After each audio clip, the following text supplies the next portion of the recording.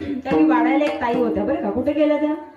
एक ताई होते जेवायला वाढायला आम्हाला समोर होत्या. त्यांचं वय होतं 40 ते 42 असावं. आणि सहज त्या म्हटल्या जेवायला सोबत एक मुलगी होती. राधा बोलली तुम्हाला मी पाहिल्यासारखं वाटतंय.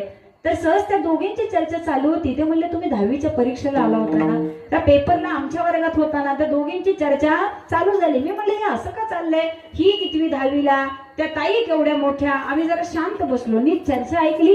तर त्या म्हणल्या हो मी 10वीच्या वर्गामध्ये बसले होते. म्हणले एक्सटर्नल ऍडमिशन होतं का? हो म्हणल्या आपल्या गावातल्या शाळेमध्ये एक्सटर्नल बाहेरून टाकलं होतं आणि 10वीची परीक्षा दिली, पेपर मध्ये गेलेत. ऐकलं म्हणून त्यांना मुद्दा मी विचारलं तुमचं वय किती आहे? त्या म्हणल्या 40 का 42 काहीतरी सांगितलं. अहो म्हणलं आता करायची गरज काय? त्यावेळी त्या म्हणल्या बाकी काय नाही हो, अंगणवाडीवर आहे त्यामुळे आता वरून रूल आलेले ते जे काय सांगतील ते सगळं करावंच. वयाची मर्यादा आली का महाराज इथं? आम्ही अंगणवाडीवर नोकरी करतोय. पगार किती आहे मी त्यांना विचारलाच नाही अजून. मला पगाराची गरजच नाही महाराज. अंगणवाडीवर नोकरी करतोय. वरून नियमाला 10वी पूर्ण पाहिजे. महाराज घेतलं ना ऍडमिशन. आमचं आयुष्य तसंच आहे महाराज. आम्ही मनुष्य देह मिळवून इथे जन्माला आलो.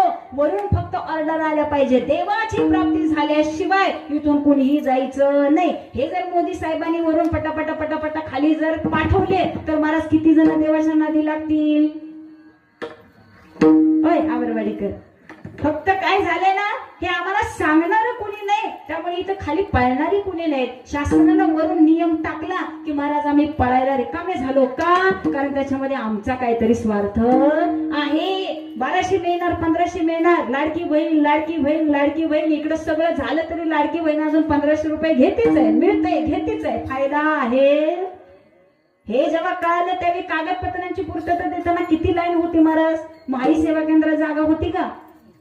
सांगण्याचं तात्पर्य असं, जर आम्हाला देव प्राप्त करा अशी जर ऑर्डर आली तर महाराज आपल्या आयुष्याची सार्थकता झालीच पाहिजे. इथं ऑर्डर देणारा कोणी नाही, इथं ऑर्डर आपणच द्यायचे आणि कार्य सुद्धा आपणच करायचे. फक्त तुम्हा आम्हाला पोचवणारा कोण असेल तर तो फक्त आमचे साधू संत असतील. म्हणून साधू संतांनी सांगितलेल्या सुंदर मार्गाने तुम्हा आम्हाला जायचंय. हे मी सांगत नाही, तुकोबराय सांगतात. म्हणून खऱ्या सुखाची वाट दाखवून देणारे हे साधू संत आहेत महाराज. मग आयुष्यामध्ये कितीही कितीही दुःख आले तरी महाराज ज्याचा आधी नाही, ज्याचा अंत नाही, अशा भगवंताचे चरण तुम्ही पकडावं. हे मी सांगत नाही, तुकोबरा सांगतात. अभंगाचं द्वितीय